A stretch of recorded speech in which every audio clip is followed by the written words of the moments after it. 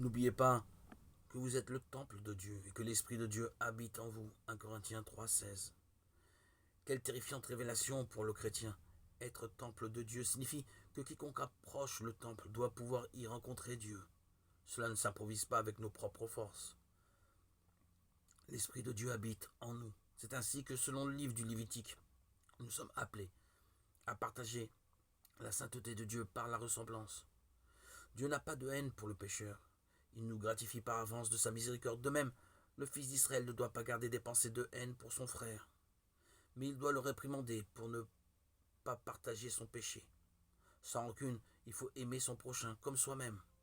Cela est difficile à entendre car naturellement, nous ne sommes pas enclins à aimer à ce point. Nous aimerions laisser ces paroles aux Lévites et à cette époque révolue. Or, ces paroles reprennent de l'actualité dans l'Évangile, où Jésus nous invite à aimer, même nos ennemis, ceux qui, naturellement, attirent la vengeance. Le Père nous dit, Jésus fait lever son soleil sur les méchants et sur les bons, et tomber la pluie sur les justes et sur les injustes. Matthieu 5, 45.